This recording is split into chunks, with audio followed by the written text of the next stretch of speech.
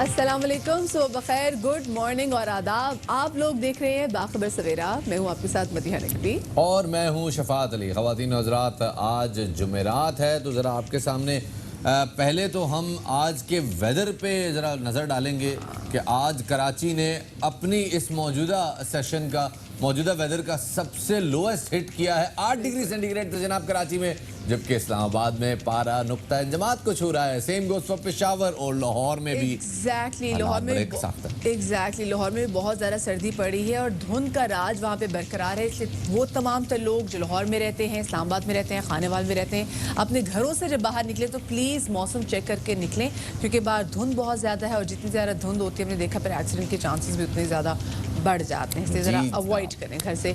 अच्छी खबर बताते चलें, वीकेंड पे बड़ी वाफर बारिश होने वाली है पूरे पाकिस्तान में। बहुत कुछ आज के शो में शेयर करने के लिए, मगर सबसे पहले टॉप स्टोरीज।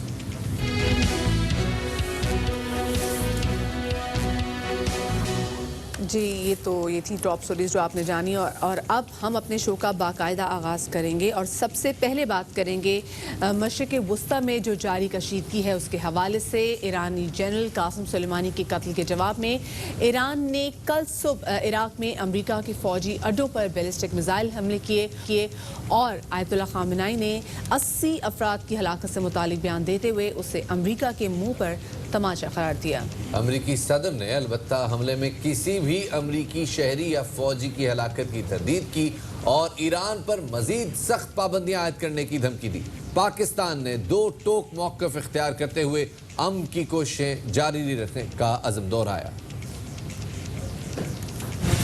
इसी हवाले से बात करने के लिए हमने राब्ता किया है साबिक सेक्रेटरी खारजा जनाब नजमुद्दीन शेख साहब से। बहुत शुक्रिया सर, वक्त देने के लिए। बताइएगा कि ईरान की जानिब से अब जो जवाब दिया गया है तो आपको क्या लगता है कि क्या स्कोर सेटल हो गया है और सिचुएशन स्टेबिलिटी की तरफ चली गई है, या मामला मजीद जो है वो अस्करियत की तरफ जाता दिखाई दे रहा है आपको?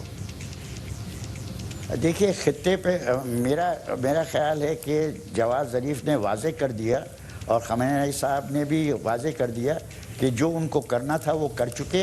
अब इनका और कोई चीज़ करने का इरादा नहीं है। ये बहुत समझदार चीज़ की है ईरान ने, क्योंकि ईरान नहीं चाहता कि किसी तरह भी इस बात बढ़े और इसको यहीं पे अगर ठप किया जा सकता है तो इसको ठप कर लिया जाए। उन्होंने कहा कि हमने तमाचा मार दिया है और ये तमाचा काफ़ी है, हमें और करने की ज़रूरत नहीं है। दूसरी तरफ मुझे नज़र आ रहा है कि ट्रंप के लिए वो जारी रखेगा कोशिश के ईरान पे दबाव रहे, लेकिन उस दबाव में उनको अब पता चल रहा है कि जो उन्होंने किया उसका बिल्कुल बरखिलाफ रिएक्शन हुआ है। क्योंकि जो एहतजाज हुआ था गैस के सिलसिले में और जिसको उकसाने की कोशिश की थी अमेरिका ने, वो एहतजाज मर गया। अब कासिम सुलेमानी के जो दफनाने का वक्त आया तो सारी कौम एक ही हो गई और वो सारी कौम इमाम ख़ामेनी के पीछे है। और तो इस सूरत हाल में वो देखेगा कि ये हमारे लिए काउंटर प्रोडक्टिव हुआ है। अब वो कोशिश ज़रूर जारी रखेंगे कि प्रेशर रहे, लेकिन प्रेशर की जो कोशिशें हैं वो नौयत की होंगी। नजमुद्दीन शेख साहब, हमने देखा कि अक़वाम मुत्तहिदा के किरदार इस तमाम तर सूरत हाल में जो कशीदगी अब खिते में पैदा हो चुकी है उसमें अक़वाम मुत्तहिदा को कोई खातिर खा किरदार हमें नज़र में नहीं आ रहा। इराक़ को इस तरफ प्रॉक्सी वॉर का मरकज़ बना दिया गया है, लेकिन आलमी बिरादरी बिल्कुल एब्सेंट दिखाई दे रही है। अगर ये आलमी बिरादरी की जानिब से लगाम ना डालेगी तो आप क्या समझते हैं कि कितना बड़ा नुकसान उठाना पड़ेगा खिते को? देखिए, मैं आपको एक चीज़ बताऊँ अक़वाम मुत्तहिदा के सिलसिले में। सही, अक़वाम मुत्तहिदा ने सैंक्शन पास की थी। उस सैंक्शन में ये भी लिखा था कि कासिम सुलेमानी को ट्रैवल करने की, ईरान से बाहर ट्रैवल करने की इजाज़त नहीं है। ये एक सैंक्शन थी जो कि उनकी रेजोल्यूशन में है, लेकिन उस रेजोल्यूशन को एक तरफ रखते हुए इराक़ ने उनको आने दिया, जाने दिया, सीरिया ने आने दिया, जाने दिया, और इन दोनों ममालिक पे किसी किस्म का एक्शन नहीं हुआ। मैं आपको इस वजह से ये बता रहा हूँ क्योंकि अक़वाम मुत्तहिदा का अगर एक किरदार हो सकता है तो वो सिर्फ उस सिलसिले में जबकि परमानेंट मेंबर्स जो हैं उनके यहाँ किसी किस्म का इत्तेहाद हो। अभी आप देख रहे हैं कि रूस ने लिबिया के सिलसिले में मीटिंग की रिक्वेस्ट की है कि तुर्की फौज भेज रहा है वहाँ पे और रूस दूसरी तरफ है, वो हफ्तार के साथ है, तो ये कैसे चलेगा। लेकिन अक़वाम मुत्तहिदा का इसमें कोई ख़ास किरदार नहीं है, वो सिर्फ मीटिंग्स करवाने की कोशिश कर रहे हैं और इसमें किसी कामयाबी की इस वक्त चीज़ नज़र नहीं आ रही। शेख साहब, हमने देखा कि पाकिस्तान की तशवीश इस मामले पे काफ़ी गहरी है। हमने ईरान सऊदीया के मामले पे देखा कि पाकिस्तान ने सालसी की पेशकश की थी। आपको इस मामले में क्या लगता है कि क्या पाकिस्तान किसी तरह की सालसी का किरदार अदा कर सकता है? बिल्कुल मुमकिन है, और वो जो प्राइम मिनिस्टर साहब ने कहा है कि हम कोशिशें जारी रखेंगे, ये बहुत अहम चीज़ है और ये फौरी तौर पे करना चाहिए। कि इस वक्त मुझे लगता है कि सऊदी अरेबिया भी इसके लिए तैयार है, क्योंकि सऊदी अरेबिया को भी अब यकीन हो गया है और वो सिर्फ हमारे ज़रिए नहीं कर रहे, उन्होंने हूतियों के साथ बातचीत शुरू की हुई है। उन्होंने सऊदी अरेबिया के उन्होंने मुस्तकीम तौर पे ईरान के साथ भी बात करना शुरू की है, क्योंकि इराकी कहते हैं कि हम एलची बनने को तैयार थे और हम एलची हैं, अब भी एलची रहें। अब ये देखिए कि आगे रहेंगे। बहुत शुक्रिया नजमुद्दीन शेख साहब हमारे साथ मौजूद थे। कल एक और अफसोसनाक वाक़या भी पेश आया जब यूक्रेन का मुसाफिर बरदार तैयारा तेहरान के एयरपोर्ट के करीब गिरकर तबाह हो गया और इस तैयारे में सवार अमले समेत 176 अफराद जो है वो जान से गए।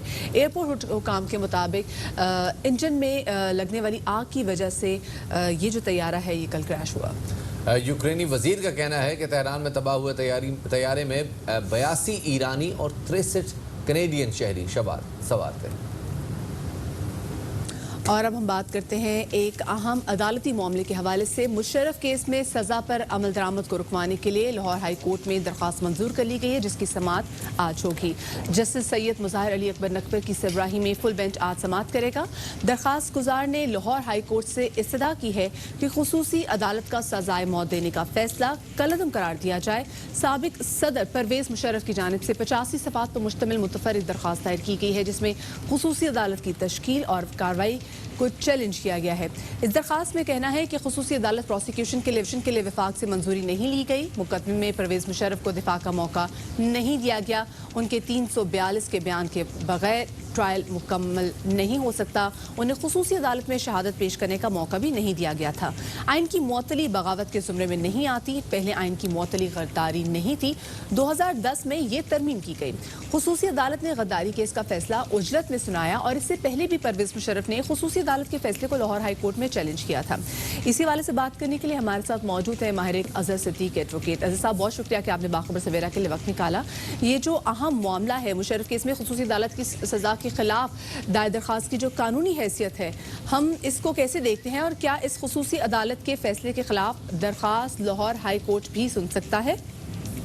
हम कोशिश कर रहे हैं कि हमारा राब्ता हो सके। हम बात कर रहे हैं एक अहम अदालती मामले के हवाले से, मुशर्रफ केस के हवाले से, जिसमें सज़ा पर अमल दरामद को रुकवाने के लिए लाहौर हाई कोर्ट में दरख्वास्त जो है वो मंजूर कर ली गई है और इस दरख्वास्त की समाअत जो है वो आज होगी, जिसकी सरबराही जस्टिस सैयद मुज़ाहिर अली अकबर नकवी करेंगे। फुल बेंच आज इसकी समाअत करेगा। दरख्वास्त गुजार ने लाहौर हाई कोर्ट से इस्तदा भी की है कि खुसूसी अदालत का सजाए मौत देने का फैसला जो है ये करदम करा दिया जाए।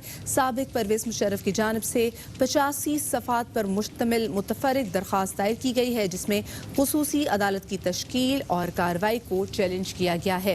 इस दरख्वास्त में ये भी कहना है कि खुसूसी अदालत प्रोसिक्यूशन के लिए विफाक से मंजूरी नहीं ली गई। और इसी हवाले से मजीद बात करेंगे इस अहम अदालती मामले के हवाले से माहिर कानून अजहर सिद्दीक एडवोकेट से। अजहर साहब, बहुत शुक्रिया बाखबर सवेरा को वक्त देने के लिए। अजहर साहब, ये बताइएगा कि मुशर्रफ केस में खुसूसी अदालत की सजा के खिलाफ दायर दरख्वास्त की कानूनी हैसियत क्या है और क्या इस खुसूसी अदालत के फैसले के खिलाफ दरख्वास्त लाहौर हाई कोर्ट सुन भी सकता है? बुनियादी तौर पर ये फैसला आया है 17 दिसंबर को।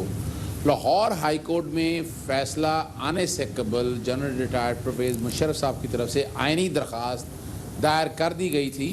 बुनियादी यही था कि जो इस्तगासा दायर किया गया था वह वफाकी हुकूमत ने दाखिल नहीं किया और जो प्रोसिक्यूशन टीम बनाई गई है वो भी वफाकी हुकूमत ने तश्कील नहीं दी गई।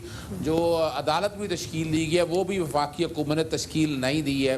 इसी तरह सेक्शन 9 को चैलेंज किया गया था कि जिसमें हक के दिफा जो है वो 342 का हक भी ख़त्म करने की बात की गई थी। इस पर बाकायदा नोटिस हो गए थे और अटॉर्नी जनरल को मुआवरत के लिए भी तलब कर दिया था।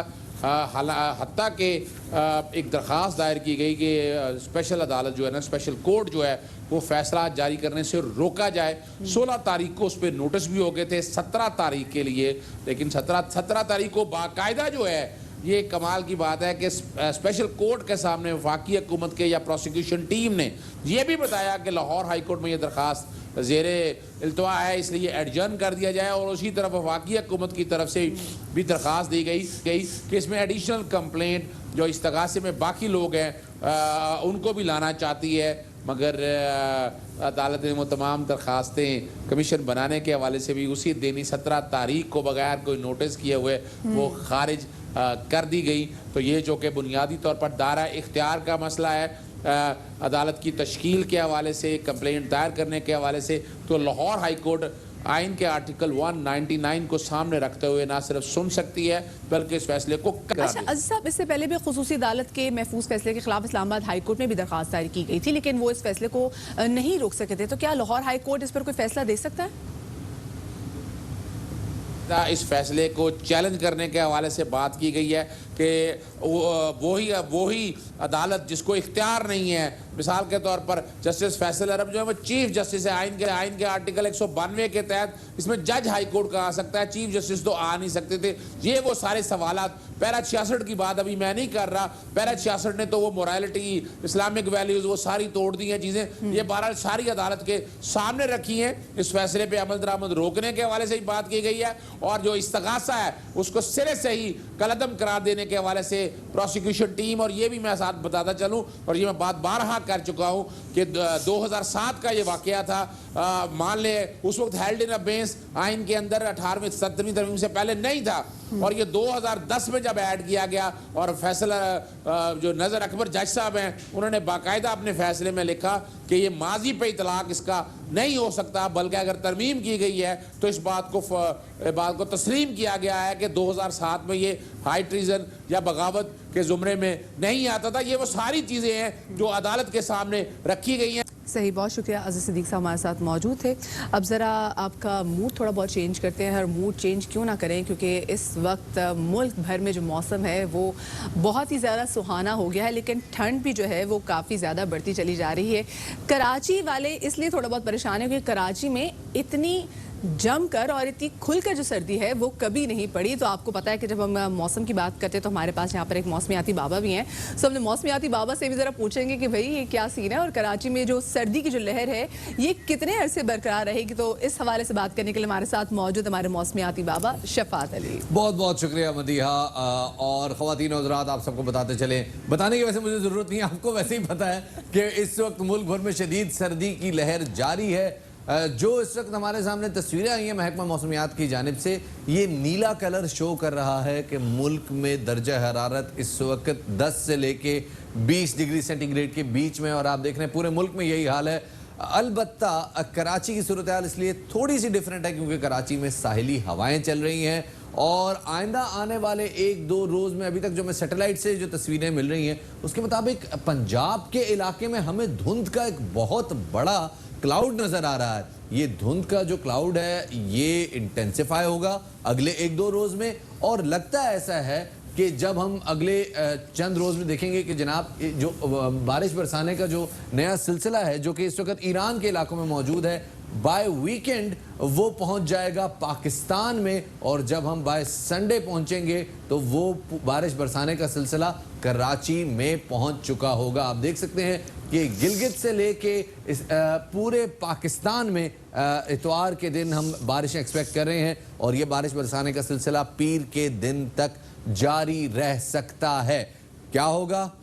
मौसमियाती बीमारियां कम हो जाएंगी, नज़ला, ज़ुकाम, खांसी, और ख़ास तौर पे वो लोग जिन्होंने कम्यूट करना होता है, मोटरवे पे जाना होता है, उन लोगों को थोड़ी सी सहूलत इसलिए होगी क्योंकि धुंध खत्म हो जाएगी। अंजुम नज़ीर साहब हमारे साथ इस वक्त मौजूद है महकमा मौसमियात से, जरा उनसे बात करते हैं। अस्सलाम वालेकुम अंजुम साहब, ये बताइएगा कराची का वेदर आज 8 डिग्री सेंटीग्रेड पर पहुंचा है। महकमा मौसमियात कह रहा है कि अगले 3 रोज में दर्जा हरारत कम से कम 10 से 12 डिग्री सेंटीग्रेड तक रहने की तवक्को है। ये क्या दर्जा हरारत इससे भी नीचे जा सकता है? जी वालेकुम सलाम शफा साहब, आप ठीक है? कराची का जी आज का कम से कम दर्जा हरारत 7.5 डिग्री सेंटीग्रेड रिकॉर्ड किया गया, जो कि रवां साल की सर्दी का अब तक का सबसे कम दर्जा हरारत है। इससे पहले 2014 में 6.5 1 जनवरी को रिकॉर्ड किया गया था।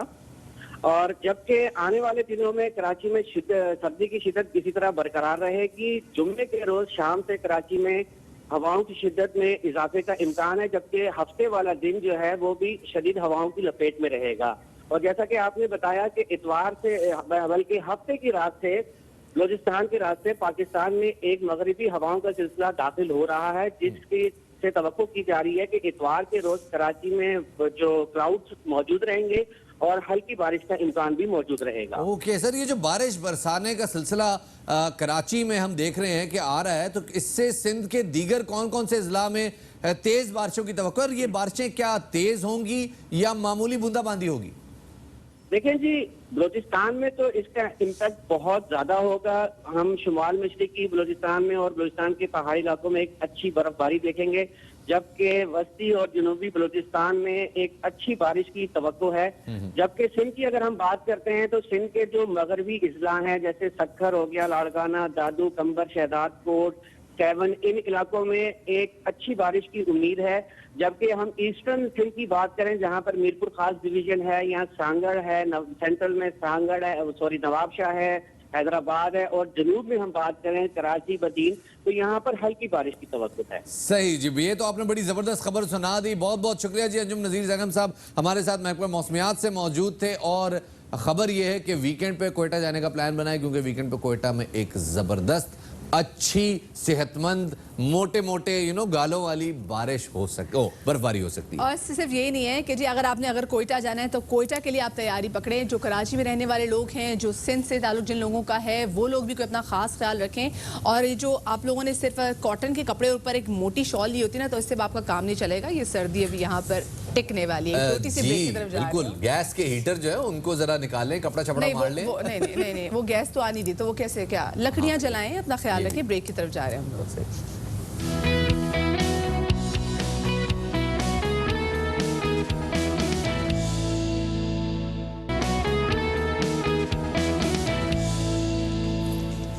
ब्रेक के बाद खुशामदीद कहते हैं आपको। और ज़रा बात करते हैं सरकारी अस्पतालों की। कराची समेत सिंध के सरकारी अस्पतालों में जो सहूलियात हैं वो आपके सामने हैं कि क्या सहूलियात हैं वहाँ पे। मशीनरी ख़राब है वो तो सब हमको पता ही है, लेकिन साथ में जो सबसे ज़्यादा दिलचस्प चीज़ है कि अद्वियात नहीं मिलती। बिल्कुल, और इन तमाम चीज़ों की वजह से जो वहाँ पर मरीज़ हैं उनकी मुश्किलात में भी इजाफा हो रहा है। मतलब ऑक्सीजन भी, ये तो शफात अब अद्वियात की बात करें या मशीनरी की बात करें, यहाँ पर अगर एक मरीज़ अगर किसी अस्पताल में चला जाए तो नेबुलाइज करने के लिए स्पेसिफिक ऑक्सीजन की मशीनें यहाँ पर मौजूद नहीं हैं। और मतलब साइंस सरकार का देखा जाए तो ये तीसरा दौर है, लेकिन उसके बावजूद अस्पतालों में जो सेहत की बुनियादी सहूलियात हैं वही मौजूद नहीं हैं। मीडिया रिपोर्ट्स के मुताबिक सूबे के सबसे बड़े सरकारी अस्पताल का बजट भी सबसे ज़्यादा है, लेकिन हैरान कुन बात यह है कि ना वहाँ पर अद्वियात मौजूद हैं, ना ही वहाँ पर मशीनरी दुरुस्त हालात में मौजूद है। और स्ट्रेचर और जो व्हील चेयर भी है ना, ये भी वहाँ पर नायाब तस्वुर की जाती हैं। कराची के सरकारी अस्पतालों में पैदा होने वाले बच्चों के लिए इंक्यूबेटर्स और वेंटिलेटर्स जिनका होना मस्ट है, इनकी भी शदीद कमी है। वहाँ पर शदीद किल्लत इन चीज़ों की। और सिविल अस्पताल में सिर्फ आपको बताएं कि 30 इंक्यूबेटर्स हैं और वेंटिलेटर्स मौजूद हैं। चिल्ड्रन अस्पताल और सोबराज अस्पताल की नर्सरी ही गैर फ़ाल है और सरकारी और निजी अस्पतालों से बड़ी तादाद में बच्चों को कौमी इदारा सेहत बराए इत्फाल लाया जाता है।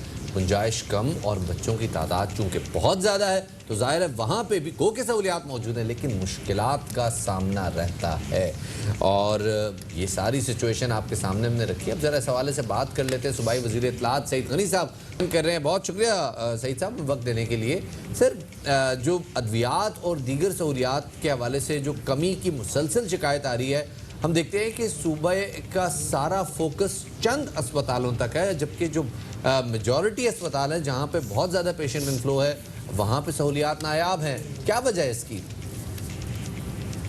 नायाब तो नहीं है दवाएं, कुछ ज़रूर कमी हुई है, लेकिन ऐसा भी नहीं कि दवाएं मुयसर नहीं हैं, मिल रही हैं। कुछ दवाओं की कमी हुई थी, उसकी वजह यह है कि जो हमारा प्रोक्योरमेंट का सिस्टम है, अब तो चूँकि वो सेंट्रली प्रोक्योर होती हैं, तो उस जो प्रोक्योरमेंट कमेटी है उसके कुछ मेंबर्स छुट्टी पे थे कि किसी की तबीयत नासाज हो गई, उनकी जगह किसी और शख्स को रिप्लेस करना पड़ा, उसमें वक्त लगा और जिसकी वजह से दवाओं की जो सप्लाई थी उसमें थोड़ा सा ब्रेक आया। लेकिन उस मसले को अब हल कर लिया गया है और काफ़ी दवाएं जो हैं वो आना शुरू हो गई हैं और जो कुछ जनरल मेडिसिन हैं वो 3-4 दिन बाद जो है उनकी फरहमी उसी अंदाज में शुरू हो जाएगी जिस तरह पहले हो रही थी। तो बहरहाल हमारी कोशिश होगी कि आइंदा जो प्रोक्योरमेंट का अमल है उसको हम मज़ीद बेहतर अंदाज में वक्त से पहले शुरू कर दें ताकि ये जो तकलीफ इस वक्त वो कुछ हो रही है ना हो। सैयद गनी साहब ये बताएगा कि कराची में बच्चों के लिए एक बड़ा सरकारी अस्पताल है जहां पर हम ये देख रहे हैं कि इंक्यूबेटर्स नहीं है और वेंटिलेटर्स भी ना, इनकी तादाद सिर्फ 30 है, क्योंकि कराची का एक बड़ा सूबा सिंध का एक बड़ा बच्चों का अस्पताल है। तो यहाँ पर जो छोटे शहर हैं सिंध के, वहाँ से भी लोग बहुत ज़्यादा आते हैं, लेकिन उसके बावजूद हमने देखा कि कोई सरकार इस पर कोई ख़ास तवज्जो नहीं दे पा रही। तो इसकी क्या वजूहत हैं? देखिए, कमी नहीं है। मैं समझता हूँ कि पिछले कुछ बरसों में जब से ये हॉस्पिटल्स वफाक से सूबाई हुकूमत को मिले हैं तो हमने इन हॉस्पिटल्स को बहुत ज़्यादा इम्प्रूव किया। यहाँ फैसिलिटीज़ बढ़ाई हैं, यहाँ स्टेट ऑफ द आर्ट जो है वो मशीनरी मौजूद है। और जो एक बड़ा काम सिंध हुकूमत ने किया कि यहाँ इलाज की फराहमी जो है वो फ्री ऑफ कॉस्ट कर दी और मुफ्त इलाज होता है, महंगे से महंगा इलाज भी यहाँ मुफ्त हो रहा होता है। जब ये सहूलतें लोगों को मिलना शुरू हुई तो वहाँ जो पेशेंट्स की तादाद थी उसमें कई गुना इजाफा हुआ है। अगर किसी हॉस्पिटल में मिसाल के तौर पे पहले रोज़ाना 100 पेशेंट आते थे तो इन तमाम सहूलियत के बाद उनकी तादाद 300-400 तक जाके पहुंच गई। जब 3-4 गुना पेशेंट्स की आमद बढ़ जाती है तो उन हॉस्पिटल्स पर दबाव आता है। अब जितनी कैपेसिटी उन हॉस्पिटल्स के अंदर है वो हमने बिल्कुल ठीक की हुई है, लेकिन ये मैं इससे इत्तफाक नहीं करता कि वहाँ कमी है वेंटिलेटर्स की, इंक्यूबेटर्स की। वो कमी नहीं है, वो जितनी तादाद होनी चाहिए उतनी मौजूद हैं, लेकिन चूँकि पेशेंट्स बेपनाह बढ़ गए हैं और वहाँ हॉस्पिटल्स में इतनी जगह भी आपके पास होनी चाहिए कि आप मज़ीद उसके अंदर इन चीज़ों का इजाफा कर सकें। सही साहब, फिर सिंध के अस्पतालों का जो देखते हैं कि बरतानिया के NHS पर बेस करता है, वो ओवरऑल पूरे पाकिस्तान का ये सरकारी अस्पतालों का मॉडल वही है। आप ये अस्पताल बड़ा डिपेंड करते हैं सरकारी बजट पे। अगर सरकारी बजट बढ़ता है अस्पतालों की हालत बेहतर हो जाती है, घटता है तो हालत वो होती है जो आपके सामने है। तो आपको क्या प्लान है जो कि क्या शेयर करेंगे ज़रा हमारे साथ कि क्या बजट इनका बढ़ेगा, नहीं बढ़ेगा और क्या सस्टेनेबिलिटी है इसकी? देखिए, मैं इस बात को दोबारा दोहराऊंगा कि बजट हमारा तकरीबन हेल्थ डिपार्टमेंट का जो है वो 114 अरब रुपए से ज़ायद है। और पिछले साल के मुकाबले में 19% हमने इस साल उसमें इजाफा भी किया है। और जो सहूलतें हम ख़ास तौर पे हेल्थ सेक्टर में ख़ास तौर पे उन मरीज़ों को दे रहे हैं जिनका इलाज बहुत महंगा होता है, जिसके ऊपर अच्छा खासा पैसा खर्च होता है, जब हम फ्री ऑफ कॉस्ट दे रहे हैं तो वहाँ मरीज़ों की तादाद बहुत बड़ी है। मैं फिर कह रहा हूँ कि ये सहूलियात की कमी नहीं है, मैं फिर कह रहा हूँ कि दवाओं की कमी नहीं है, लेकिन चूंकि मरीज़ों की तादाद बहुत ज़्यादा बढ़ती है इसलिए एक वक्त में अगर एक हॉस्पिटल के अंदर गुंजाइश है कि जी वो 100 मरीज़ों की ट्रीटमेंट हो सकती है, तो वहाँ अगर 200-300 मरीज़ आ जाएंगे तो उनको हैंडल करना थोड़ा सा मुश्किल। बहुत बहुत शुक्रिया जी। सईद गनी साहब हमारे साथ मौजूद थे, सूबाई वज़ीर इत्तलात। कह रहे थे जनाब 114 अरब रुपए का बजट है सिंध हुकूमत का हेल्थ के लिए और 19% उसमें इजाफा भी किया गया इस साल, मगर चंद अस्पतालों के अलावा कोई चंद भी मेरे ख्याल से वो भी बहुत ही चंद तरीन होंगे और वहाँ पे भी अगर सहूलियत अगर पूरी हो तो भी बड़ी कोई कमाल की बात है। लेकिन ये जिनो हॉस्पिटल, NICVD, चिल्ड्रन हॉस्पिटल, ये वो ऐसे अस्पताल है जो कि बड़ी नेमत है। हाँ, ये जी बड़ी नेमत है, लेकिन उसके बावजूद हेल्थ सेक्टर में हम देख रहे हैं कि यहाँ पर लोगों को किन किन मुश्किलात का सामना, ये तो चले हेल्थ सेक्टर होगी शफात, हमने दूसरे ऐसे सेक्टर्स में भी ऐसी करप्शन देखी है कि उसको खुद देख के दिल दुखता है कि भाई मतलब ये एक मंसूबा था जो कि वो लोग जो कि गुर्बत की लकीर से भी जो काफ़ी ज़्यादा नीचे हैं उनको हेल्प आउट करने के लिए था, लेकिन उस मंसूबे में भी हमने इतनी करप्शन देखी है शफात। एक अजीब व गरीब सी बात है, आप बड़ी दिलचस्प बात बता रही हैं कि ये मंसूबा जो है उसमें लोगों के जो हक है उस पर डाका डाला गया है। हम बात कर रहे हैं बेनजीर इनकम सपोर्ट प्रोग्राम की बात कर रहे हैं। बेनजीर इनकम सपोर्ट प्रोग्राम की, जिसमें एक कार्ड दिया जाता है जी, जो उस प्रोग्राम में रजिस्टर्ड होते हैं, और उस कार्ड में हर कुछ अरसे बाद चंद हज़ार रुपए आते हैं, यानी कि बहुत ज़्यादा पैसे नहीं है, 4-5 हज़ार रुपए आते हैं। तो अब खबर ये आई है कि जनाब ग्रेड 17, ग्रेड 18, ग्रेड 19 के अफसरान वो भी उससे मुस्तफ़ीद हो रहे हैं, वो भी उससे मुस्तफ़ीद हो रहे हैं। और ये वो लोग हैं, मतलब आप खुद ये देखें, ये वो लोग हैं जिनके 17 और 18 ग्रेड के, तो आपको मालूम है ना कि मतलब हमने भी जो फॉर्म्स के भी टेस्ट वगैरह कराने होते थे तो मिनी से जाकर रुजू करते थे, क्योंकि मतलब इनको बड़ा क्रेडिबल समझा जाता है। लेकिन यही वो हजरात जो कि इनको क्रेडिबल तस्वर किया जाता है, इमेजिन यही लोग बेनज़ीर इनकम सपोर्ट प्रोग्राम, इन्हीं लोगों में से कुछ लोग ऐसे हैं जो कि बेनज़ीर इनकम सपोर्ट प्रोग्राम की फंड के तहत जो गरीब लोगों को जो राशन के लिए जो कुछ पैसे दिए जाते हैं, जो कि उनको मेरे ख्याल से हर महीना वैसे जो है वो खैरात में डाल देना चाहिए। इनफैक्ट उनको गरीब लोगों की मदद कर देना चाहिए, उल्टा वो उसी रकम से जो है वो फ़ायदा उठा रहे हैं। और ये बात बिल्कुल सोच से और समझ से जो है वो बालातर है। मतलब ये वही वाली बात होगी ना शफात के माले मुफ्त दिले बेर हैं। एग्जैक्टली जनाब, जो अगर आप सरकारी इदारों के जो पे स्केल आते हैं अगर वो पढ़े ना, तो ग्रेड 17 की जो मिनिमम तनख्वाह है उस वक्त 55,000 रुपए आ रही है। मिनिमम तनख्वाह की बात कर रहा हूँ मैं। अगर आप उसमें अलाउंसेस डाल दें, उनके ट्रैवलिंग अलाउंस, डिस्टर्बेंस अलाउंस, उनके टीए जितने भी बनते हैं, तो ये मिला के को 80-85 हज़ार रुपये बनती है। 80-85 हज़ार रुपये तनख्वाह लेने वाला, मैं ग्रेड 17 ग्रेड 18 की बात कर रहा हूँ, वो मुलाजिम अगर 5,000 रुपये गरीब के हक में से चोरी कर रहा है, तो आप अंदाज़ा करें कि ऐसे शख्स की भूख का क्या आलम होगा, ऐसे शख्स की लालच और हिर्स और तमा का क्या आलम होगा कि जो शख्स इतने से पैसे को भी जो है ना उस पर उसकी नज़र है किसी तरह से मैं हड़प कर जाऊं। ऐसे अफराद आर वेरी अनफॉर्चुनेटली, ऐसे अफराद इस सिस्टम का हिस्सा है, और ना सिर्फ एक सिस्टम का हिस्सा है बल्कि they are protected as well. अच्छा, और एग्जैक्टली मतलब शफात सिर्फ इनके नाम ही निकाले नहीं जाने चाहिए, बल्कि इनके खिलाफ सख्त से सख्त कार्रवाई होनी चाहिए, क्योंकि ये भी गरीबों के हक पर डाका मारे हैं। मतलब बेनज़ीर इनकम सपोर्ट प्रोग्राम से निकाले जाने वाले अफराद की जो मज़ीद तफसीलात के मुताबिक 4 सूबों, जैसे मैंने बात की, वफाक के आला अफसरान भी इस काफ़ी प्रोग्राम से मुस्तफ़ीद हो रहे हैं। जैसे मैंने आपको बताया कि ना सिर्फ ग्रेड 21 बल्कि ग्रेड 17 बल्कि grade 21 is what? Grade 21 is what? Grade 21 is deputy secretary, right? Yes, secretary. और ग्रेड 21 का अफसर जिसकी तनख्वाह कम से कम 3.5 लाख रुपए होती है, वो 5,000 रुपए की इमदाद का मुस्तहिक है। बिल्कुल बिल्कुल। अब आप यहाँ पे देखें, और इसी वजह से कल हमने देखा कि फवाद चौधरी साहब ने एक ट्वीट भी किया है कि कोई शर्म भी होती है, कोई हया भी होती है। ख्वाजा आसिफ साहब के जी बड़े मशहूर अल्फाज हैं जो फवाद चौधरी साहब ने ट्वीट किए, कोई शर्म होती है, कोई हया होती है, कोई एथिक होती है, गरीब तरीन लोगों के नाम पर जो पैसे सरकार की जानिब से दिए जाते हैं, वो पैसे ग्रेड 17 से लेके 21 तक के अफसरान न सिर्फ ये कि खुद वसूल कर रहे हैं, बल्कि अपनी बेगमात के नाम पे भी वसूल कर रहे हैं, खुद को मुस्तहिक और जो क्या कहते हैं लोगों के ज़कात खार या कर्ज खार या जो भी आप इनको कह लीजिए, मेरे जहन में मैं किसी की दिल आज़ारी नहीं करना चाह रहा, ऐसे वो अफराद जो इनकम सपोर्ट प्रोग्राम से मुस्तफ़ीद होते हैं, हम उन लोगों की बात कर रहे हैं जो लोग मुस्तहिक नहीं हैं लेकिन इन पैसों पे उनकी नजर है। यही कोई 17 और 21वें ग्रेड के जो अफसरान है, और ये अपने नाम पे नहीं बल्कि जो सरकारी अफसरान है, और ये कितने अफसरान हैं? 2000 से ज्यादा, राइट? बिल्कुल। और ये जो 2000 से ज्यादा अफसरान हैं, ये अपनी बीवियों के नाम पर पैसे वसूल करते हैं। और आपको बताएं कि बलूचिस्तान में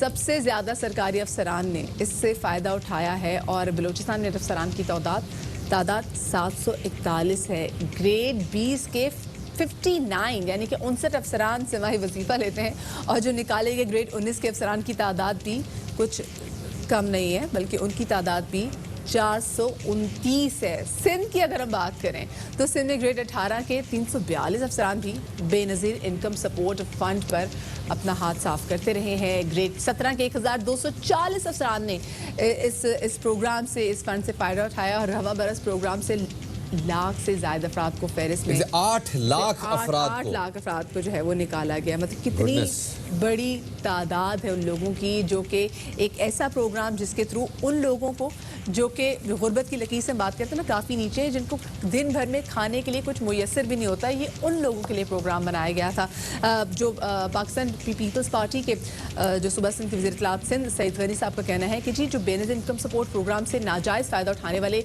जो चंद हज़ार लोगों की वजह से 8 लाख मुस्तहिक अफराद को महरूम नहीं किया जा सकता।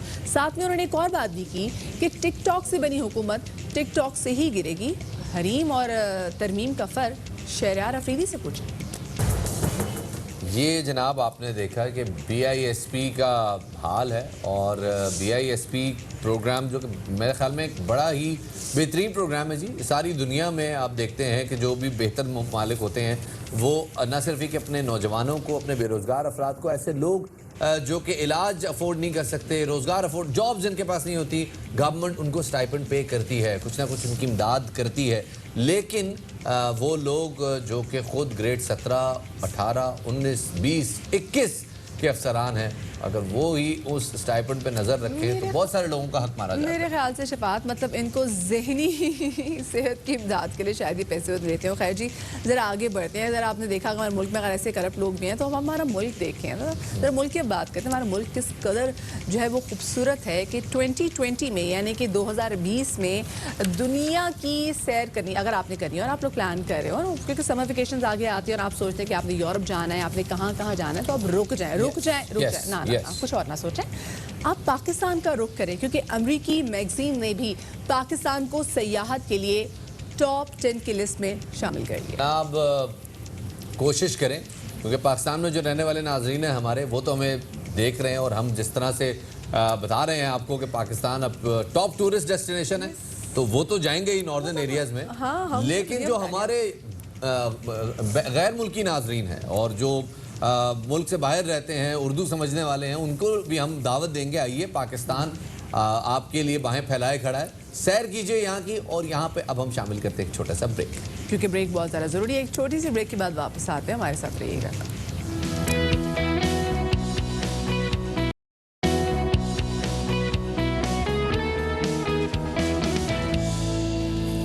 जी, welcome back after the break. और बात करते हैं भारत की, जहां पर शहरियत के मुतनाज़ कानून के खिलाफ वहाँ पर मुल्क गिर एहतजाज का सिलसिला जारी है। जवाहरलाल नेहरू यूनिवर्सिटी में हमने देखा पिछले दिनों कि नकाब पोशों के हमले ने एहतजाज में एक नई रूप फूंक दी है।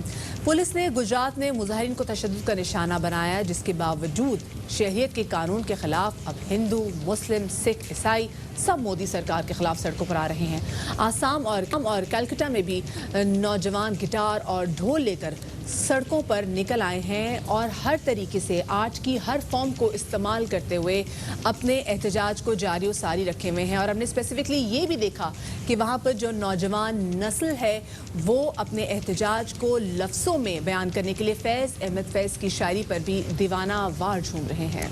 कल जी नरेंद्र मोदी ने फैसला किया कि वो असम जाएंगे। असम के नौजवान जो हैं वो एयरपोर्ट पे पहुंच गए। उन्होंने कहा जी मोदी साहब आए, हम मोदी साहब का एयरपोर्ट से लेके और जहां तक वो पहुंचते हैं वहां तक एहतजाज करेंगे और हमारे नारे बताएंगे कि हम किस कदर गुस्से में हैं। आसाम में NRC की इम्प्लीमेंटेशन हुई है, नेशनल रजिस्टर फॉर सिटीजनशिप, और उसकी वजह से बड़ी शिद्दत पाई जाती है। बंगाल की अगर बात करें, मगरबी बंगाल में, वहाँ पे CM खुद जो है वो मोदी जी को छी छी कह रही हैं। हैदराबाद दक्कन की बात करें तो वहाँ पे भी इस वक्त मुकम्मल लॉकडाउन है और जो जितने भी अफराद हैं वहाँ के हुकूमत के खिलाफ नारेबाजियाँ कर रहे हैं। दिल्ली की बात करें तो दिल्ली में जवाहरलाल नेहरू यूनिवर्सिटी में आप देख रहे हैं कि तलबा और तालिबात सड़कों पे हैं। मुंबई की बात करें, वहाँ बॉलीवुड के अदाकार सड़कों पे हैं। और अगर ख़ास तौर पे कश्मीर की बात करें तो कश्मीर के हवाले से भी जी कल अमेरिका ने आवाज़ उठाई है और अमेरिका कहता है कि जनाब अब जो ये लॉकडाउन है कश्मीर का, ये किसी भी जमहूरियत में, यानी तारीख में जो जमहूरियत की जो 250 साल पुरानी तारीख है, किसी भी जमहूरियत में इतना बड़ा लॉकडाउन किसी भी कौमियत का नहीं हो। एग्जैक्टली। और अब हमने ये देखा कि पहले तो नौजवान नस्ल जो थी वो बाहर निकल के एहतजाज करी थी, लेकिन अब हमने देखा कि भारत में जो उनकी बड़े जो एक्टर्स हैं वो भी बाहर सड़कों पर निकल आए। हमने दीपिका पादुकोण को देखा और उसके बाद से ये ट्रेंड भी करने लग गया। हमने देखा कि सोशल मीडिया पे कितना तेज़ी से चीज़ ट्रेंड करी थी। और ना सिर्फ ये कि दीपिका पादुकोण, बल्कि इनके निकलने के बाद वहाँ पर जो भारतीय अवाम है उन्होंने ट्वीट करना शुरू कर दिया। उन्होंने अपने गम गुस्से का इज़हार करना शुरू कर दिया कि जो बाकी यहाँ पे बड़े 3 खान हैं, जो यहाँ पे अमिताभ बच्चन साहब है जो कि लोगों के हुकूक के बारे से बात करते हैं, तो वो कहाँ गायब हैं। वो तमाम तरह ऐसी एजेंसियां जो कि काम करती हैं और लोगों के हुकूक के लिए फिल्में बना रही हैं, सीरीज़ बना रही हैं, वो कहाँ गायब हो गई हैं, वो नज़र क्यों नहीं आ रही। लेकिन कल एक सबसे ज़बरदस्त कल मैंने देखा कि एक ट्वीट जो कि बड़ी छोटी सी बड़ी आसान ट्वीट थी लेकिन बड़ी दिल को लगी। एक स्टैंड कॉमेडियन है वहाँ पर, उन्होंने कहा कि दीपिका पादुकोण सिर्फ हीरोइन नहीं है बल्कि ये भारत का हीरो हैं, क्योंकि ये निकल के ये भी समझिए कि वहाँ पे लोगों को किन किन मुश्किलात का सामना है। तो ये बहुत बड़ा लम्हा फिक्रिया है भारतीय गवर्नमेंट के लिए, क्योंकि अब स्टूडेंट्स नहीं बल्कि एक अदाकार जो आपका चेहरा है वो भी आपके खिलाफ बाहर आके निकल आके खड़े हो गए। और इसी वाले से बात करेंगे। मारूफ अदाकार सलमान शाहिद साहब हमारे साथ मौजूद हैं। सलमान साहब, बहुत शुक्रिया कि आपने बाखबर सवेरा के लिए वक्त निकाला। सलमान साहब, बॉलीवुड के फनकारों की तरफ से हम देख रहे हैं कि जामिया मिलिया और जवाहरलाल नेहरू यूनिवर्सिटी के स्टूडेंट्स के साथ जो इज़हार यकजहती हमने देखी है कि किस तरीके से वहाँ पर आए हैं, उन्होंने अपने वीडियो मैसेजेस के थ्रू भी लोगों को भी मैसेज देना शुरू कर दिया, वो सॉलिडारिटी दिखाने के लिए वहाँ पर मौजूद हैं। तो आप क्या समझते हैं कि पहले तो स्टूडेंट्स और अब फनकार जब ये एक साथ आके खड़े हो गए हैं तो कितना मौसर पैगाम है जो कि मोदी की गवर्नमेंट को जाएगा? समझने की वो यहाँ ये है कि चाहे वो हिंदू एक्टर हो या मुसलमान हो या जो भी, वो जो सब इस वक्त जो बात कर रहे हैं वो अपने नेशनलिज्म के हवाले से कर रहे हैं। तो वो तो खासतौर पे बॉलीवुड जो है वो तो अपने आप को सेक्युलर ही कहता है ना, सेक्युलर है वो। तो इस किस्म की जो मोदी जो है वो अपने आप को उस तरह का सेक्युलर बेशक कहे, लेकिन हम समझते हैं कि वो फंडामेंटलिस्ट है। हम समझते हैं कि उसकी जो पार्टी है वो ज्यादा फंडामेंटलिस्ट है।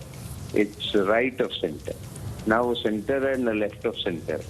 तो वो हम उसको लिबरल पार्टी बिल्कुल नहीं समझते। तो वो जो कर रहे हैं तहफ़्फ़ुज़ वो अपने साथियों का कर रहे हैं। आप देखें आधी इंडस्ट्री जो है बॉलीवुड की, या चलो 1/10 या 1/5 या 1/4 वो मुसलमानों से भरी हुई है। चाहे वो मौसीकार हो, चाहे वो डायरेक्टर हो, चाहे वो एक्टर हो। बड़े उनके एक्टर अगर 5-6 उनमें से 4 मुसलमान, तो वो तो ऑब्वियसली अपने साथियों की उसमें मदद में ये बात कर रहे हैं। फिलहाल वो को हमारे लिए ये खास तौर पे नहीं कर रहे, ये मोदी के खिलाफ यकीनन कर रहे हैं, इसलिए क्योंकि जो मोदी की पॉलिसीज है वहाँ के जितने भी हिंदुस्तानी, चाहे वो हिंदू हो, सिख हो, पारसी हो, कुछ भी। सलमान साहब, ये आपने बड़ी दिलचस्प बात कही कि वो मोदी के खिलाफ खड़े हुए हैं, लेकिन अगर हम ओवरऑल बॉलीवुड को देखें तो वहाँ पे हम देख रहे हैं कि अब बॉलीवुड जो है वो it's dominated by a BJP narrative. हमने देखा कि बीजेपी ने कुछ अर्सा पहले, अभी कुछ दिन पहले इनफैक्ट, एक वीडियो में जब इस सारे मामले को डिफेंड करने की कोशिश की तो कहा कि जी ये जो मुस्लिम माइंडसेट के लोग होते हैं तो वैसे भी डेमोक्रेसी के खिलाफ होते हैं। ये बीजेपी के ऑफिशियल अकाउंट से ट्वीट किया गया। अब उस सारे मामले में अगर हम बॉलीवुड की फिल्म्स को देखें, उनके नेटफ्लिक्स के कंटेंट को देखें, उनके अमेजॉन को कंटेंट को देखें, वो सारे का सारा कंटेंट इज समहाउ डायरेक्टेड कि यार ये जो मुस्लिम्स हैं ये हमारे लिए फॉरेनर्स हैं, ये बाहर से आए हैं। जो मुसलमान लोग आए जिन्होंने यहाँ पे हुकूमत भी की, वो उनके मुतालिक भी हकायक को मस्क करते हैं। क्या कहिएगा? बहुत फजूल तरीन की चीजें हैं और वहाँ ये लोग मानने को तैयार भी हो जाते हैं। आपने भी देखा होगा, हमारे टीवी ने दिखाया था जिधर एक तो इसी किस्म के एक साहब आए हुए थे जो मजहब के लिहाज से हिंदू थे, इंडियन। वो बोल के वो कह रहे थे, वो पता नहीं कहाँ से वो तारीखी वो हवाले लेके आए थे, वो बता रहे थे कि जी ताजमहल भी हिंदुओं ने बनाया। अब ये चीजें वो खुद अपनी रद्द करने, ये बिल्कुल सो स्ट्रेंज। और ये फैज साहब के साथ जो हो रहा है, फैज साहब जितनी देर बेचारे पाकिस्तान में उन्होंने वक्त गुजारा, he was a persona non grata most of his life in Pakistan. अब जब वो बात कर रहे हैं उनकी शायरी के हवाले से, बहुत हवाला ले रहे, अब हम उनको कोट करवा रहे और कह रहे जी इधर हमारी सलमान साहब हमने देखा कि कैसे तक बॉलीवुड की फिल्मों में पाकिस्तान और इस्लाम मुखालिफ फिल्में बनवाई गई हैं, वैसा एजेंडा जो प्रमोट किया जाता रहा। अब हमने देखा कि सनी देओल जिन्होंने हमेशा जो शोहरत ही कमाई वो पाकिस्तान के खिलाफ फिल्में करके कमाई, वो पाकिस्तान आए। जावेद अख्तर जैसे बड़े लिखारी जो कि बहुत सारी जगहों में मुसलमानों के हकूक़ के लिए भी चुप कर जाते थे, अब वो फैज़ अहमद फैज़ की शायरी का दिफा भी कर रहे हैं। आप भारतीय फनकारों में जो ये बदलते हुए रुझान को किस नज़र से देख रहे हैं? मोहम्मद अली गए हैं, नदीम गए हैं, टीवी के एक्टर भी गए हैं वहाँ, लेकिन उससे वो नहीं फर्क पड़ता। इस वक्त मैं समझता हूँ हमारे भी अदाकार इस वक्त भी काम करने के हवाले से नहीं, कई और हवालों से वहाँ बैठे हुए मुंबई में, सेक्युलर नेशनलिस्ट जो वो समझते हैं, जो वो समझते हैं बेसिस है हमारे मुल्क का, वो जो एलिमेंट है वो तो मोदी का ना पहले दिन से, इलेक्शन से पहले, इलेक्शन हारने के बाद भी साथ नहीं देता, और अब तो बिल्कुल ही नहीं साथ देता। जब मोदी ने प्रॉबली वही वाली चीजें, उन्हीं चीजों के ऊपर अमल करना शुरू कर दिया है जिस पे वो गुजरात में जब वो थे चीफ मिनिस्टर और वो अमल करवा रहे, तो उनके ऊपर तो पहले ही बहुत इल्जामात हैं। उन्होंने वो किया, उन्होंने एक किस्म का मुसलमानों के खिलाफ जेनोसाइड भी किया। ये वो कहाँ तक, किस हद तक वो बात। बहुत शुक्रिया जी। सलमान शाहिद साहब हमारे साथ मौजूद थे। बता रहे थे कि किस तरह से बॉलीवुड में जो बदलते हुए रुझानात हैं, ये कोई एक दिन की बात नहीं है, ये एक बड़े अरसे में कार्रवाई हुई है। बिल्कुल जी, यहाँ पर हम एक छोटी सी ब्रेक की तरफ जा रहे हैं, आपको कहीं मजा आएगा, ब्रेक की बात करते हैं।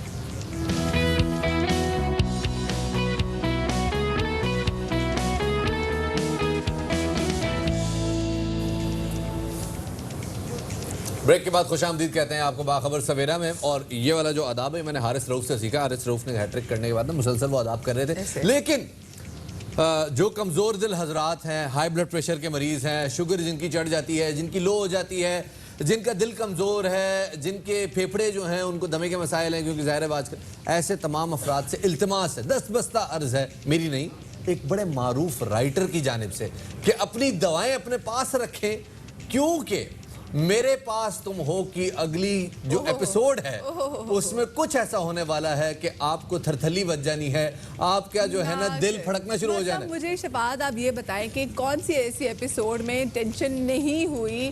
हर एपिसोड में टेंशन जरूर होती थी, क्योंकि ये एक वाहिद ऐसा ड्रामा है पाकिस्तान में, ना सिर्फ पाकिस्तान में बल्कि पाकिस्तान से बाहर जो रहने वाले लोग हैं वो भी अगर जिक्र करते थे पाकिस्तान का तो आपसे ज़रूर पूछते कि भाई आपने मेरे पास तुम्हें देखा है। और ये मैं आपको सही बता रही हूँ, ये मेरे साथ भी हो चुका हुआ है कि पिछले दिनों में एक खातून से मिली, जिनका ताल्लुक इंडिया से था, और वो मुझे कहती है कि मैं आपके सारे ड्रामे देखती हूँ। तो मैंने कहा कौन से? कहती मेरे पास तुम है, मैं जी तो पाकिस्तान में देखती हूँ। मैंने कहा अच्छा क्या कमाल बात है। और उसके बाद वो डिस्कस करने लगी, तो मैंने कहा जी अभी जो आगे किस्त आएगी प्लीज़ अभी मेरे लिए ब्रेक ना करें। हम जो इस ये ड्रामा जिन्होंने लिखा है हम उनसे आपकी मुलाकात कराएंगे, क्योंकि हर बंदा आज का मिलना चाह रहा है कि व्हाट एग्जैक्टली उनके दिमाग में है, क्या बात करेंगे। लेकिन पहले ये भी देख लेते हैं, आपको पता है इसके अलावा हमने आपको बहुत सारी मालूमात भी देनी है। तो टॉप स्टोरीज में क्या है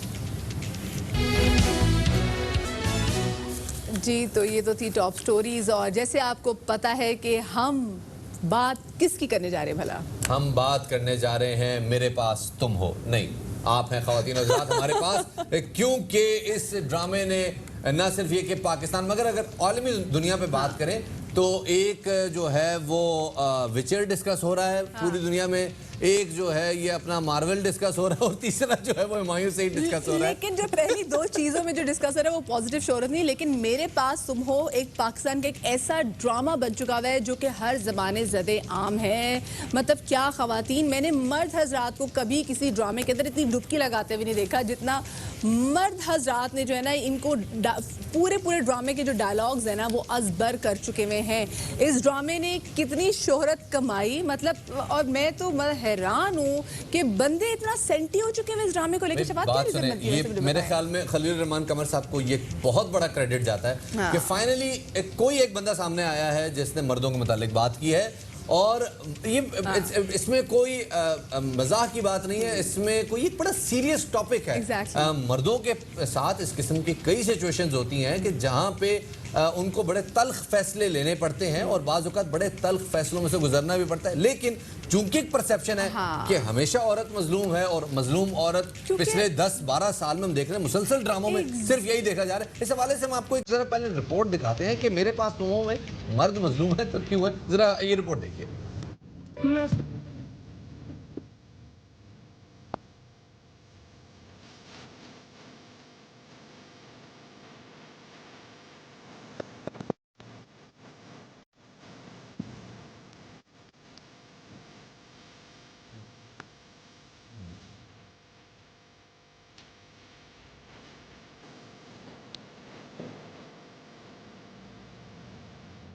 ARY डिजिटल के ड्रामे मेरे पास तुम हो को अगर सही मायनों में पाकिस्तानी ड्रामे का रिवाइवल कहा जाए तो गलत ना होगा। इस ड्रामे आलमी शोहरत हासिल की, सोशल मीडिया पर रिकॉर्ड बनाए और पहले से मशहूर फनकारों को शोहरत की नई बुलंदियों पर पहुंचा दिया। अंदाजा कीजिए कि 18वीं किस्त को यूट्यूब पर महज एक दिन में 77 लाख से जायद बार देखा गया। मैं माहम हूँ, शहबार अहमद की बीवी।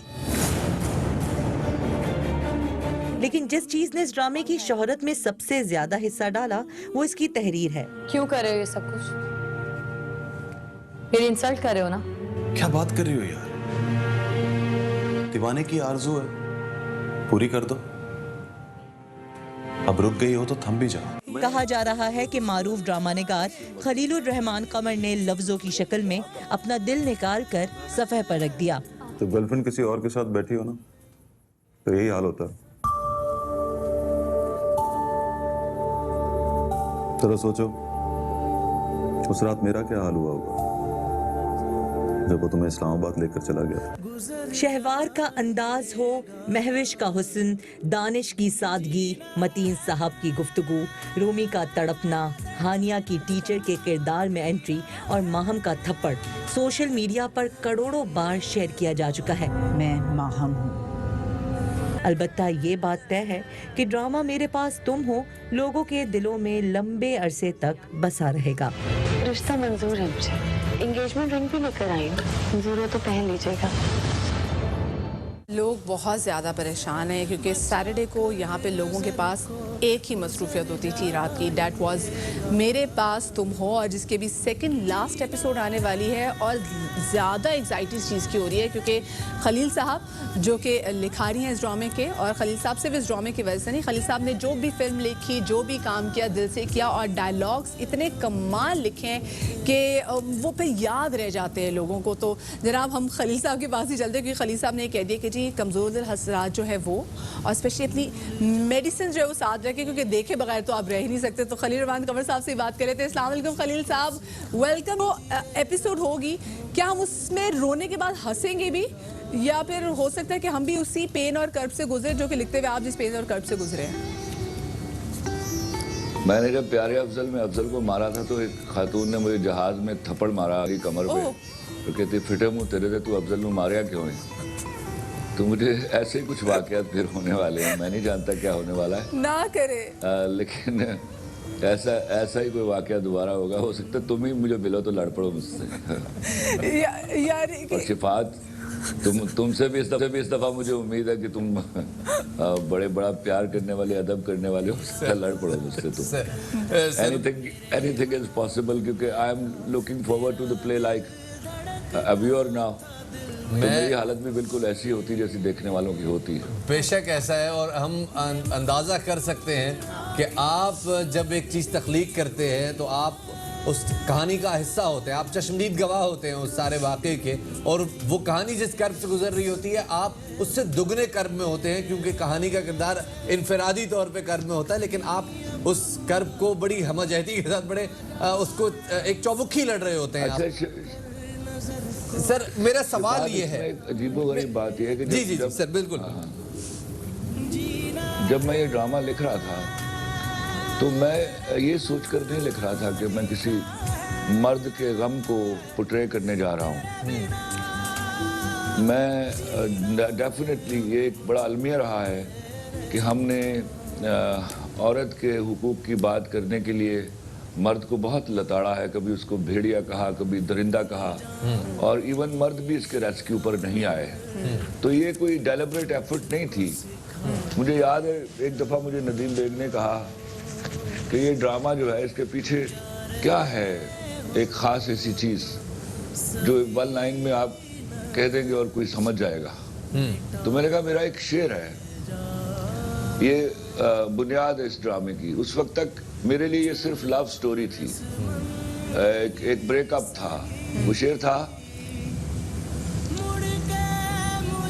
आप अर्ज करता हूँ, कौन चाहेगा मोहब्बत की तबाही लेकिन, कौन चाहेगा मोहब्बत की तबाही, कौन चाहेगा मोहब्बत की तबाही लेकिन तुम जो चाहो तो खुदा इसको भी बर्बाद करे।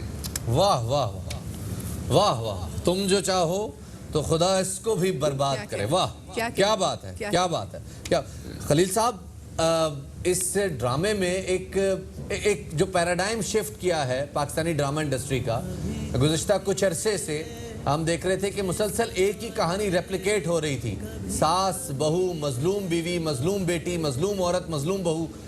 मर्द के बात करना इसके लिए सोसाइटी तैयार नहीं थी, वो लोग, वो स्टेक होल्डर्स तैयार नहीं थे। आपको ये कहानी कंसीव करने के बाद लोगों को कायल करने में दुश्वारी हुई? मुझे पता था मुझे कोई दुश्वारी नहीं होगी, लोग मुझसे बहुत प्यार करते हैं। और दूसरी बात यह है कि मेरे यहाँ जो लिखना है वो आता ही कहीं ऊपर से है, तो वो वैसे ही लोगों के दिलों में होता है और कहीं उनके साथ मैचअप कर जाता है। दूसरी बात जो अहम थी कि मुझे लिख के पता चला कि मर्दों के बारे में तो काम ही नहीं हुआ।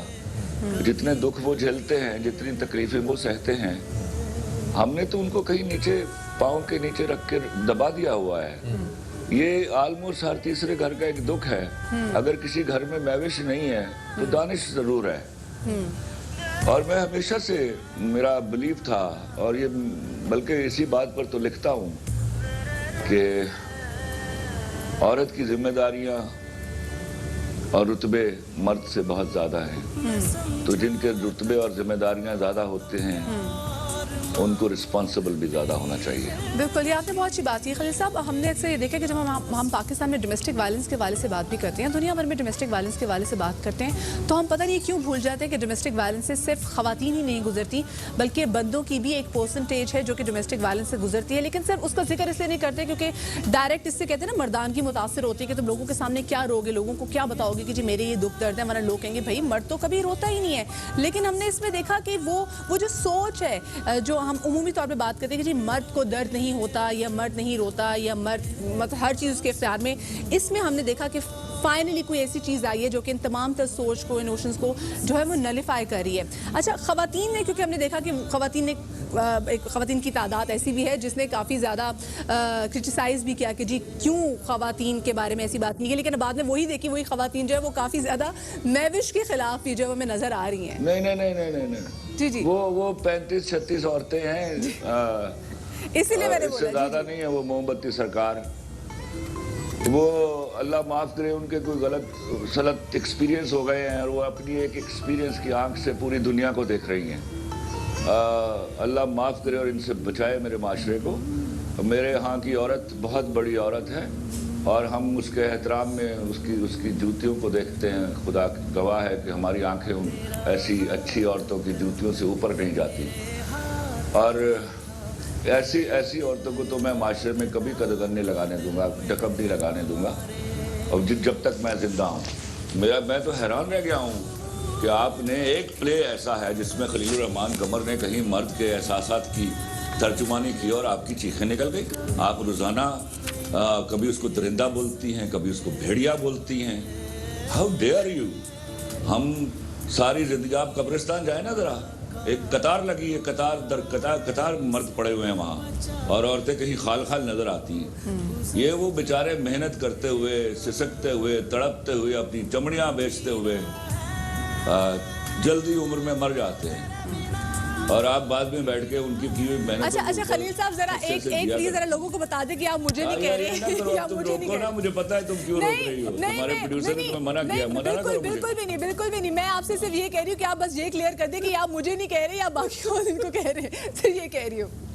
ऑफ कोर्स, देखो मदिया, तुम्हें याद होगा हम जब पहली दफ़ा मिले थे तो हम दोनों, मैं तुम्हें अपनी छोटी बहन कहता था और तुम मुझे भाई कहते थे। बिल्कुल, क्या बात कर रही हो तुम। जी बिल्कुल। तो मैं तुम्हारा मैं बहुत एहतराम करता हूँ, सिफात का बहुत एहतराम करता हूँ और मैं बहुत सारी औरतों को जहाज में आते जाते मिलता हूँ। मैं उन सब का एहतराम करता हूँ। मुझे उनके बस में नहीं होता कि वो झंडा लेके मेरे साथ खड़ी हो जाएं, बिकॉज दे ऑल्सो वॉन्टेड कि मैं ये फ़र्क डिस्क्रिमिनेशन कर दूँ। एंड अल्लाह का शुक्र है कि मैंने किया। I will call all these women who have cheated in a relationship, I'll always call them non-women, I tell you। और मैं इस पर लड़ता रहूँगा। ये दलील ले आए ना और मुझे कायल कर ले, तो दलील कोई नहीं है। इन्होंने बहुत गालियाँ दी मुझे और मैंने सुनी, मुझे तकलीफ भी हुई, लेकिन मैं ढूंढता रहा कि कोई ऐसी औरत भी आए जो मुझे दलील देकर कन्विंस कर ले और मैं बरसरेआम मान लूँ कि मुझसे गलती हो गई है।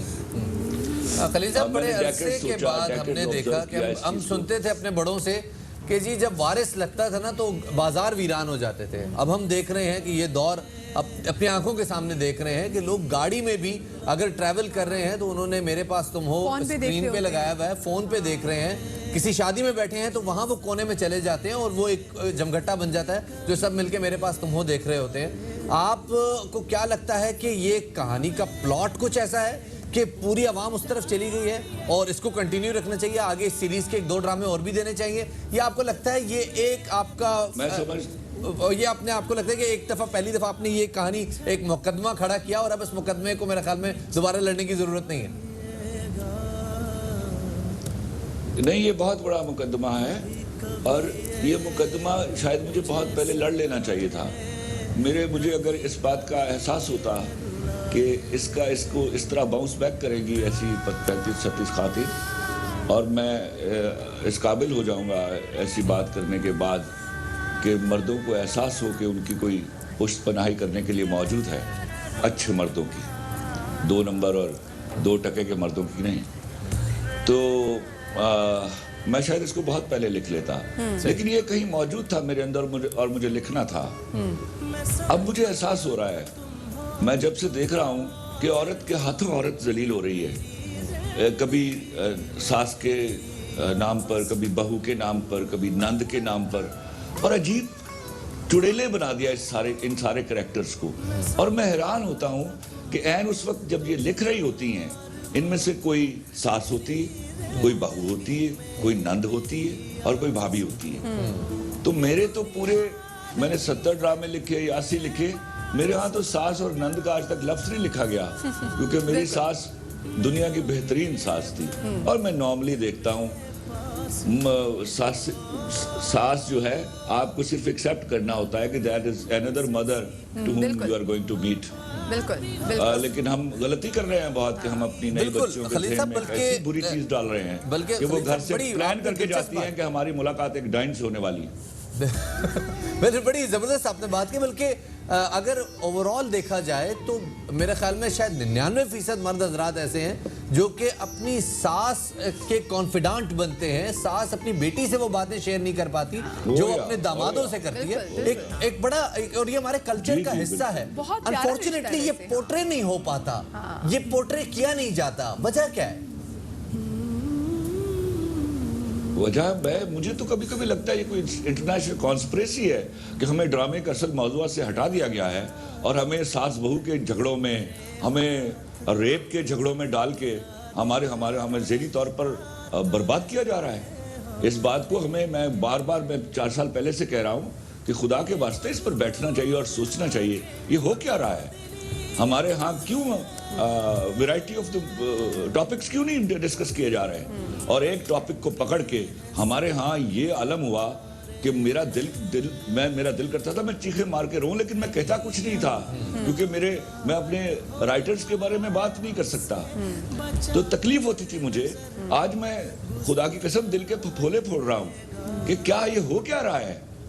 आप सास बहू के झगड़ों से या रेप के झगड़ों से बाहर क्यों नहीं निकल रहे? और क्या दिखा रहे हैं हम?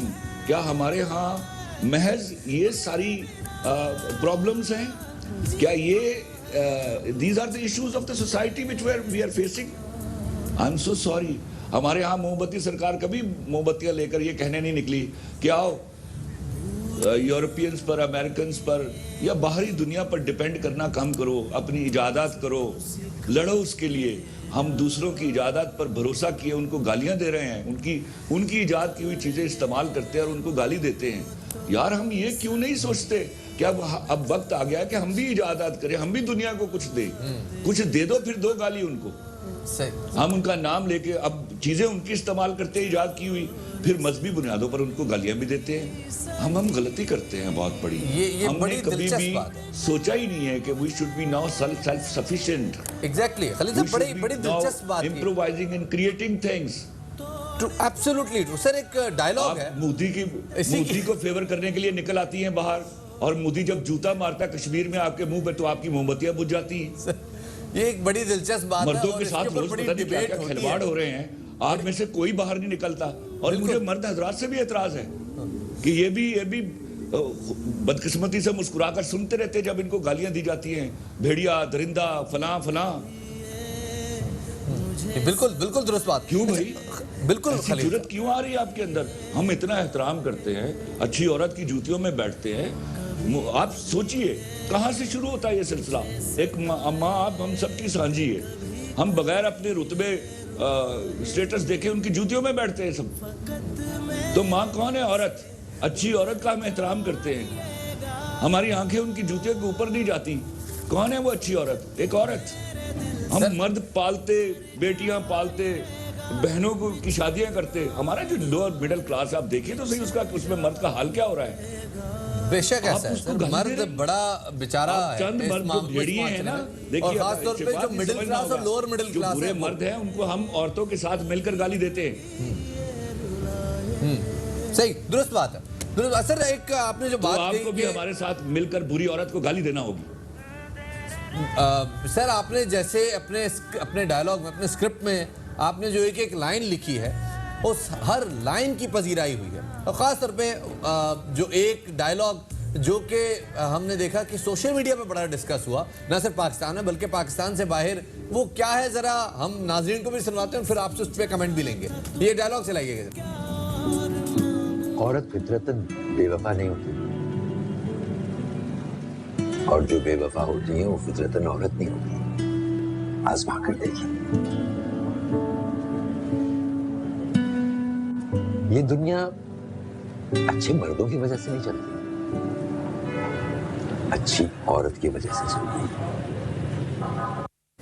अच्छा, यहाँ पे हमने खलील साहब देखा कि जहाँ पर क्योंकि लोग बहुत ज़्यादा बात करें कि आप औरत मुखालिफ बात करें, लेकिन आपके इतने जो खूबसूरत डायलॉग था तो उसमें भी जहाँ आपने बात की तो उसमें आपने अगले ही जुमले में आपने औरत की तारीफ की कि जो दुनिया जो चल रही है वो बेसिकली, और दर हकीकत बात ये है कि अच्छी ख़वातीन की वजह से जो है वो दुनिया चल रही है, क्योंकि औरत जब कॉम्प्रोमाइज़ करती है तो बड़ी से बड़ी चीज़ें जो है वो बना देती है। अच्छा, एक बात खलील साहब मुझे बताइएगा, मैं ज़रा हल्की सी परेशान हो गई हूँ।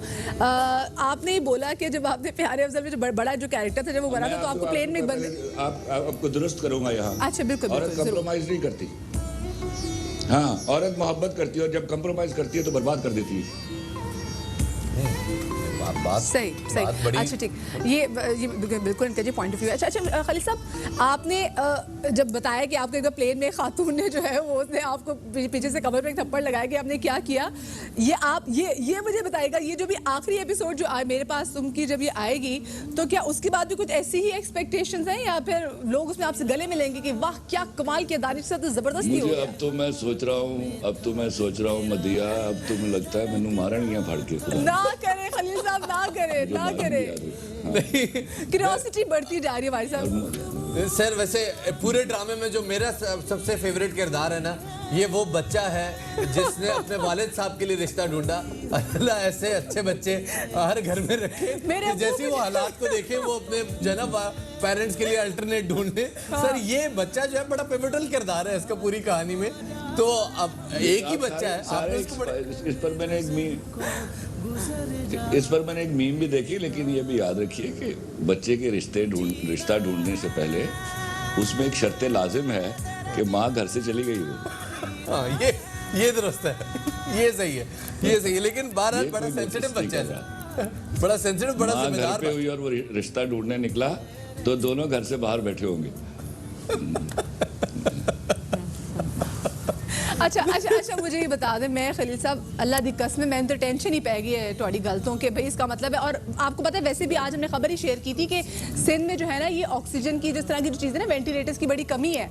तो अब मुझे समझ में नहीं आ रहा कि मैं जो आखिरी एपिसोड है वो कहाँ जाके देखूँ कि जहाँ आपने कह दिया है कि जी भाई कि बड़ी मुश्किल आने वाली है। जनाब इसलिए कह रहा हूँ मैं मदिया, ये मैंने पूरे दिल से और ईमानदारी से कहा। हाँ। ऐसा नहीं है कि जैसे वो मुश्तरी होशियार बाश वाली बात नहीं है। बहुत सारे मर्द हजरात हैं जिनको ये प्रॉब्लम्स, हार्ट के इश्यूज हैं, उनकी दवाइयाँ होती हैं उनके पास, उनको मालूम होता है। तो वो एहतियातन, मैं अल्लाह उनको अपनी अमान में रखे और मेरी दुआएं उनके साथ है।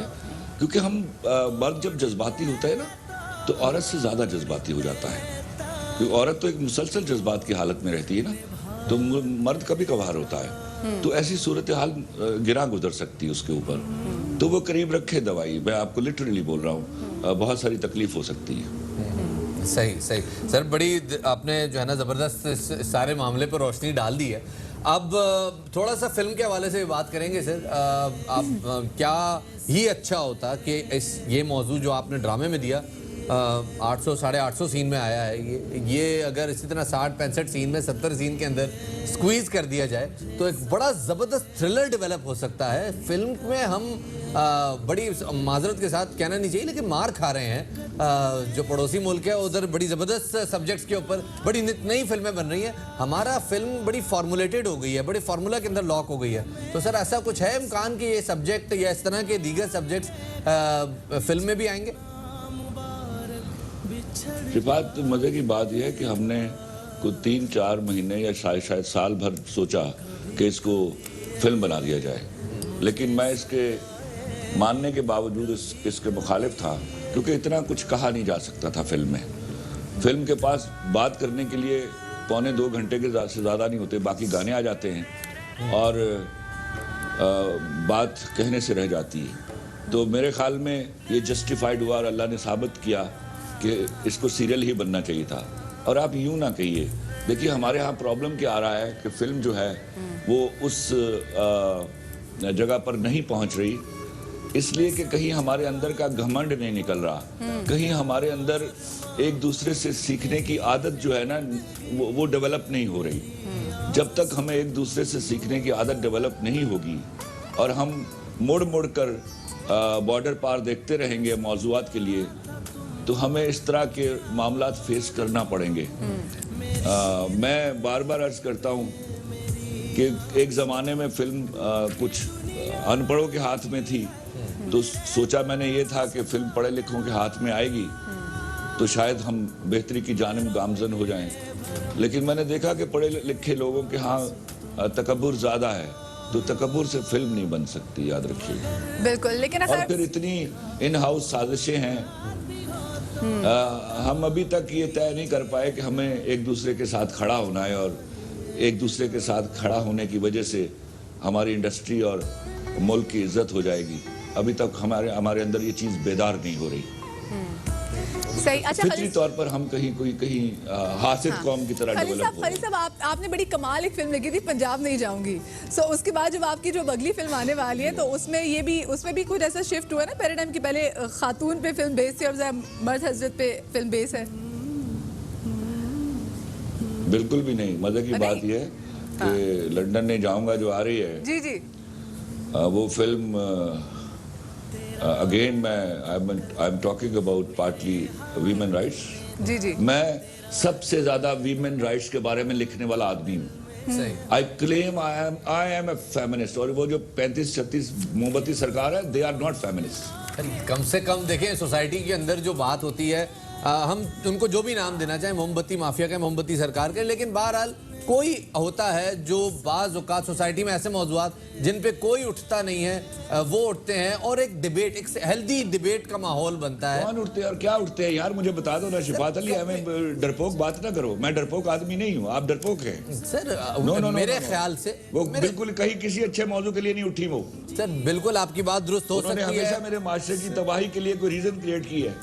सर इख्तिलाफ राय मुआशरे में हेल्दी डिबेट क्रिएट करता है और जाहिर है पूरा मुआशरा कभी भी एक मौक़िफ़ पे कायल नहीं हो सकता। इख्तिलाफ राय माशाल्लाह इस वजह से हम बहुत हेल्दी हैं कि हमारे यहाँ सिर्फ इख्तिलाफ राय है, दलील नहीं है। दलील के तहत इख्तिलाफ राय होना बड़ा ज़रूरी है। सर बहुत शुक्रिया आपका, आपने हमें बड़ा कीमती वक्त। अंग्रेजी किताबों से चुराया हुआ एक फिक्रा है कि इख्तिलाफ राय बड़ा हेल्दी होता है। इख्तिलाफ राय उस जगह पर हेल्दी होता है जहाँ पर एजुकेशन प्रिवेल कर रही हो। सही, दुरुस्त बात है, बिल्कुल 100% एग्री सर, बिल्कुल 100% एग्री।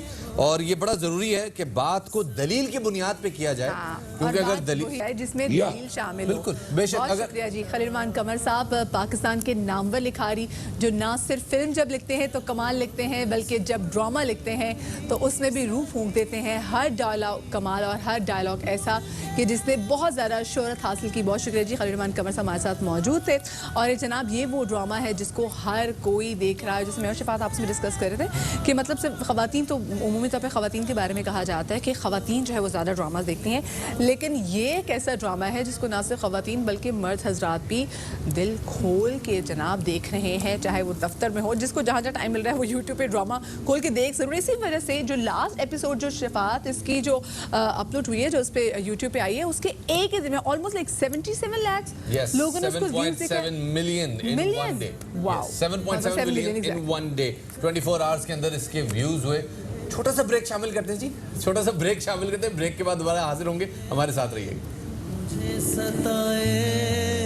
कभी कभी ये रुलाए।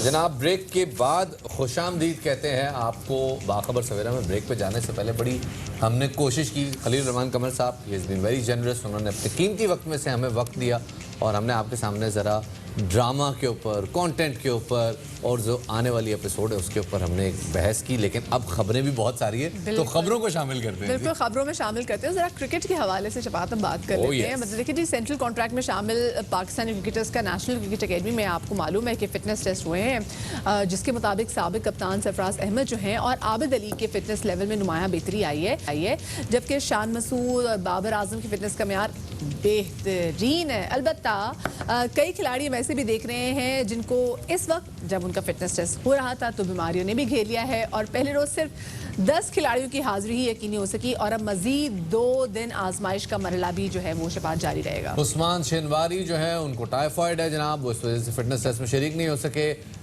कप्तान अजहर अली, असद शफीक, मोहम्मद रिजवान, वो तीनों इन्फेक्शन में मुब्तला हैं और अभी तक वो कैंप में वापस आएंगे नहीं आएंगे उसका तयन नहीं हो सक रहा।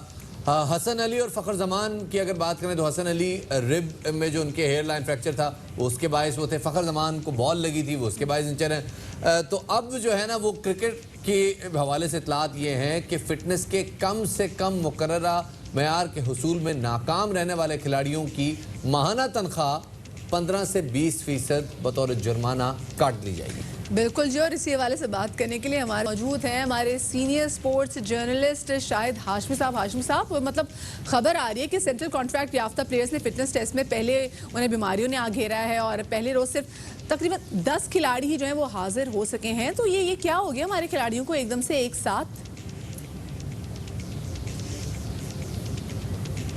देखिए, बड़ी कॉमिकल सी सिचुएशन एक हो गई थी कि सेंट्रल कॉन्ट्रैक्ट के जो प्लेयर्स थे उन सबको फिटनेस टेस्ट के लिए बुलाया। बहुत से लोग मौसमी बीमारियों का शिकार हो गए। उस्मान शिनवारी को पहले से टाइफाइड था, वो उससे रिकवर हो रहे हैं। फ़खर जमान, उनको पट्ठों की तकलीफ़ हो गई। हसन अली काफ़ी अरसे से बीमार हैं और उनकी बड़ी सोशल मीडिया पे वाट भी लगाई जा रही थी जिस तरह वो बीमार हुए, उनकी कमर में फ्रैक्चर हुआ, फिर उसके बाद उनकी पसलियों में तकलीफ़ हुई। तो ये सारे प्लेयर एक साथ ही आगे पीछे फिटनेस का शिकार हुए, बीमारियों का शिकार हुए, तो बड़ी एक अजीब सी सिचुएशन बन गई। लेकिन अगेन इन खिलाड़ियों को ये रियलाइजेशन होनी चाहिए और हेड कोच मिसबाउल हक, बॉलिंग कोच वक़ार यूनुस उनको याद भी दिलाते रहते हैं कि फ़िटनेस अब पैरामाउंट है। अब फिटनेस इंटरनेशनल क्रिकेट में बहुत ज़्यादा ज़रूरी हो गई। इंग्लैंड के प्लेयर्स को देखें, ऑस्ट्रेलिया के प्लेयर्स को देखें, इंडियन प्लेयर्स को देखें, वो हमसे एक ज़माना था फिटनेस में बड़े पीछे थे, लेकिन अब वो लोग भी ये चीज़, इस बात का उन्हें एहसास हो गया कि फ़िटनेस के साथ ही इंटरनेशनल क्रिकेट में एक तो आपका सर्वाइवल है और दूसरे आपकी परफॉर्मेंस अगर 19 होती है तो 20 से ऊपर, 22 से ऊपर चली जाती है अगर आप अपनी फ़िटनेस का ख्याल रखें। विराट कोहली को देखें, 10-12 साल हो गए उसने कोई ग्रेवी वाला सालन नहीं खाया। वो एक आध कोई 3-4 महीने बाद एक चीट डे रखता है जिसमें कोई चीज़ में खा लेता है, स्वीट नहीं खाता। और जिस तरह वो हार्ड वर्क करता है, जिस तरह वो वर्कआउट करता है, रिमार्केबल है कि उसकी फ़िटनेस कितनी ज़बरदस्त है और उसी वजह से उसकी परफॉर्मेंस भी आती है। और भी खिलाड़ी इंटरनेशनल क्रिकेट में, बेन स्टोक्स को मैं देख रहा था अभी जनूबी अफ्रीका के ख़िलाफ़ इंग्लैंड को उन्होंने जीत दिलवाई, मुसलसल बॉलिंग कर रहे थे और ये मुसलसल बॉलिंग आप सिर्फ फिटनेस की वजह से कर सकते हैं। तो हमारे खिलाड़ियों को भी ये रियलाइजेशन होनी चाहिए।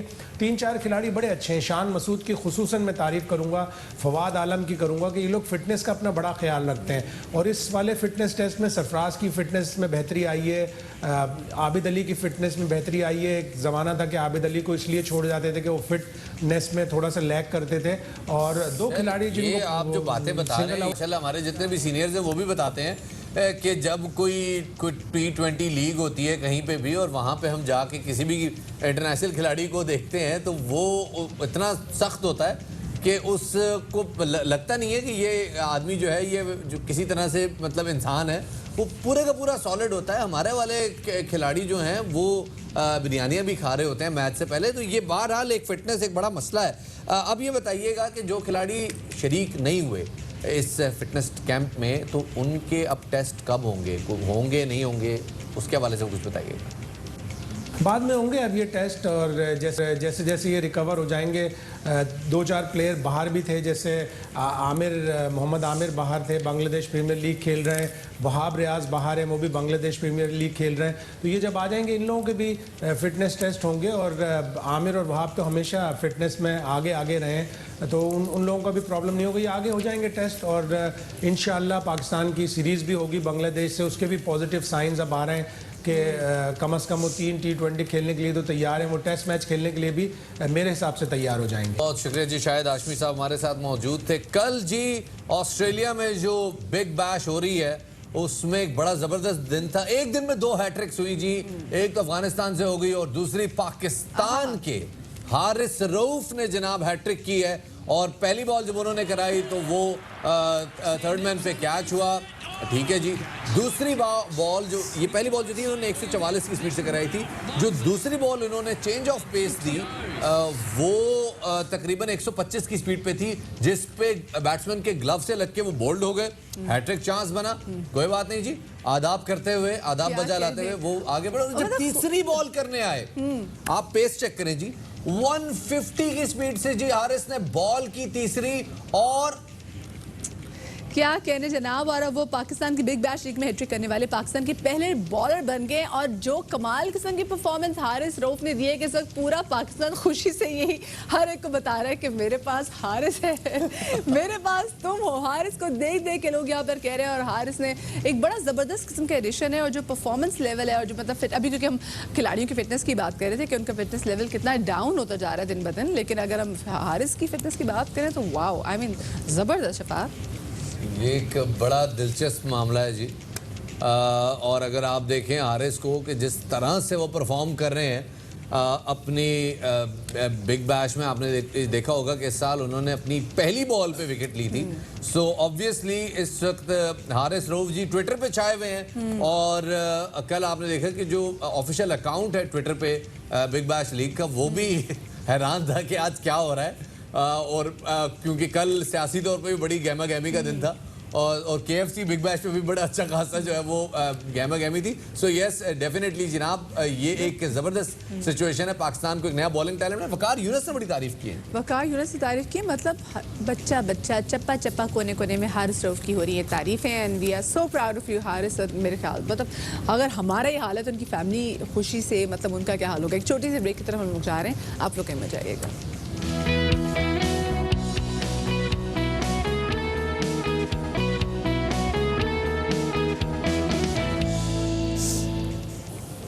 ब्रेक के बाद आपको वेलकम कहते हैं, खुशामदीद कहते हैं बाखबर सवेरा में। मैं हूं शफात अली, मेरे साथ जो बैठी हुई हैं आज कौन, अच्छा आप तो मदिया बैठी है मेरे साथ, बड़ी हैरत की बात है जी, हर रोज़ यही होती है। खैर जी, आगे बढ़ते हैं, बात करते हैं Lahore University of management sciences यानी लम्स की, जिनका नाम यूनिवर्सिटी के अंदर एक तजवीज़ आई थी कि जी लम्स का नाम लम्स यूनिवर्सिटी यानी कि लम्जू रख दिया जाए।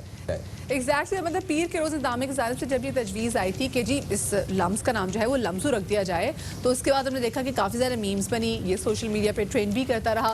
और मतलब लोग परेशान हो गए कि मतलब एक लम्स जिसमें ऑलरेडी यूनिवर्सिटी का वर्ड है, तो दोबारा से यूनिवर्सिटी ऐड क्यों किया जा रहा है। लेकिन फिर अगले रोज़ Lahore University of Management Science University exactly. लेकिन जब उन्होंने देखा कि मतलब लोग भी काफ़ी ज़्यादा परेशान हो गए कि एग्जैक्टली उन्होंने किया, तो अगले रोज़ यानी कि मंगल के दिन ये जो तजवीज़ थी ये वापस ले ली गई। जो वाइस चांसलर हैं डॉक्टर अरशद अहमद ने असातिज़ा और तलबा को एक ईमेल के ज़रिए ये खबर दी है कि जो नाम को तब्दील करने का जो ख्याल था वो यूनिवर्सिटी के बेहतर मुफाद को मद्देनज़र रखते हुए किया गया था, लेकिन अब इस पर अमल दरामद जो है वो बिल्कुल भी नहीं करवाया जाएगा। इसलिए वो सारे जो लम्स के तलबा थे काफ़ी ज़्यादा परेशान थे कि पहले तो लोग कहते हैं मैं लम्स में पढ़ता हूँ, आप क्या बताएंगे मैं लम्जू में पढ़ता हूँ। तो ऐसा इसमें आपकी फेवरेट मीम कौन सी थी, सबसे फेवरेट कौन सी लगी आपको?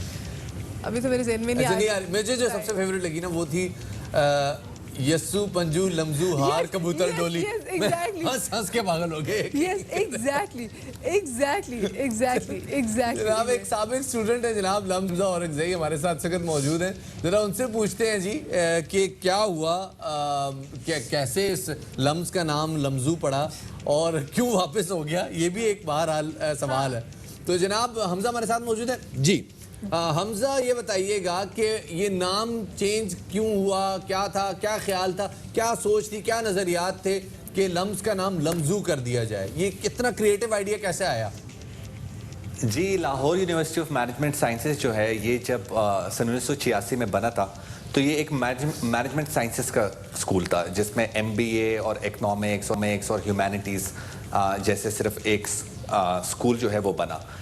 लेकिन 2019 में ये 5 स्कूल्स हैं जिसमें इंजीनियरिंग और मुख्तलिफ साइंसेज जिस तरह फिज़िक्स और केमिस्ट्री उसका भी वो भी शामिल हो गए हैं। तो जिसकी वजह से लम्स जो है वो ये चाह रहा था, जो एडमिनिस्ट्रेशन थी, कि अब चूंकि ये पूरी एक यूनिवर्सिटी बन गई है और इसमें मुख्तलिफ साइंसेज आ गए हैं तो इसको लम्स का नाम दे देते हैं और यूनिवर्सिटी बना देते हैं जो कि लमजू है। और लमजू जो है उसमें लम्स जो है वो एक नाउन बन गया है जो कि ब्रांड नेम है इन इटसेल्फ, और यूनिवर्सिटी जो है वो सब स्कूल्स को रिप्रेजेंट करेगा। तो ये मेन वजह थी कि ज़रा और जो साइंस स्कूल्स हैं वो भी इसलिए अपने फैसला आप को किया गया था जो बाकी साइंसेस जो उसके अंडर हैं, ये बेसिकली यूनिवर्सिटी का जो वर्ड जो ऐड किया जाएगा वो उस तमाम तर जो सबको भी रिप्रेजेंट करेगा, उसके कवर के नीचे वो सब भी आ जाएंगे। लेकिन it was a nice decision कि बाद में जो है ये डिसीजन वापस ले लिया गया। लेकिन आखिर नाम है लमजू, मतलब एक होती है सब्जी उसका नाम है नदरू, लमजू, आप आड़ू रखे कोई, मतलब ऐसे ना यार ऐसा करो बाजार जा रहे हो 2 दर्जन लमजू ले आना, ओ सॉरी आड़ू ले आना, मतलब किस किस्म की बात लग रही है। लेकिन बहरहाल अगर ये नाम रख दे Lahore University of Management and Sciences तो मेरे ख्याल में सारे शोबे कवर हो जाते हैं उसमें। एग्जैक्टली, मतलब चले खैर शुक्र है, अच्छा किया गया। आई एम श्योर कि लम्स के स्टूडेंट भी जो है बहुत ज़्यादा परेशान थे कि अब हम लोगों को क्या बताएंगे, जो बड़ा एक्सेंट इस्तेमाल करके लम्स बोलते थे तब उसको लमजू बोलेंगे तो लोग तो बड़ा कहेंगे लोग ऐसे कर रहे थे। खैर जी, अच्छी क्योंकि अच्छी खबर भी आपके साथ एक शेयर करते चलें कि नेशनल वुमेन्स फुटबॉल चैंपियनशिप में एक ऐसी टीम भी आप लोगों को पता है कि शामिल है जो कि बहुत ही कम वसाइल और सहूलियत से महरूम होने के बावजूद बेहतरीन खिलाड़ियों पर मुश्तमिल है। और ये टीम कहीं बाहर की नहीं है बल्कि ये टीम है गिलगित बल्तिस्तान की, और इस टीम के कई फुटबॉलर्स पहली मरतबा ग्रास फील्ड पर खेलने का तजुर्बा हासिल कर रहे हैं। हसन अली हमारे नुमाइंदे ने खुसूसी रिपोर्ट तैयार की, इस हवाले से आपके साथ शेयर करते हैं जी। और इसी वाले से बात करेंगे हमारे साथ यूपी की खवातीन की फुटबॉल टीम की फॉरवर्ड एनी बेग और फलक नाज हमारे साथ मौजूद हैं। Thank you so much and welcome to Bakhabar Savera. आप लोगों का ताल्लुक गिलगित बल्तिस्तान से है और वहाँ पर तो सहूलतें भी इतनी ज़्यादा मौजूद नहीं है खेल को लेकर, तो बाकी टीमों के सामने आपने अपनी तैयारी किस तरीके से की थी, हम ये जानना चाहेंगे। जी बिल्कुल भी नहीं, जितना हमें वक्त मिला है ट्रेनिंग के लिए वो तो मतलब हिसाब में ही नहीं है। हम लोग गिलगित बल्तिस्तान से आए, वहाँ पे हमारे लिए गर्ल्स के लिए इवन कोई ग्राउंड है ही नहीं, तो हमारी ये गुजारिश है कि PFF से कि हमारे लिए गर्ल्स के लिए वहाँ पे ग्राउंड फैसिलिटेट करे, और बॉयज़ के लिए भी तो नहीं है, उनके लिए भी मतलब जितना चाहे कंसंट्रेट करे गिलगित बल्तिस्तान की बच्चियों के लिए जो मतलब फुटबॉल या फिर किसी और गेम्स की शौकीन है वो वहाँ पे अपनी ट्रेनिंग और ये सारे एक्टिविटीज़ वहाँ पे। आप लोग ग्रास फील्ड पर खेल रहे हैं, ये ग्रास फील्ड पे ज़ाहिर है आपके मसल्स जो हैं वो तो ज़ाहिर है रेतीली ज़मीन और पथरीली ज़मीन के लिए आदी हैं। ग्रास पे डेफिनेटली आप लोगों को बड़ा टाइम लगा होगा इम्यून होने में, आपके मसल्स को उस हिसाब से अडेप्ट होने में, तो आपके लिए जो वक्त मिला ट्रेनिंग का वो काफ़ी था। As compare to Gilgit Baltistan और किसी भी प्रोविंस की तरफ हम जाएँ तो गिलगित बल्तिस्तान में इस तरह की कोई ग्रीन ग्रासी लैंड और इस तरह की कोई फैसिलिटी नहीं है कि हम जो है ना इस तरह की प्रैक्टिस कर सकें या इनकी तरह जो है ना हम प्रैक्टिस कर सकें।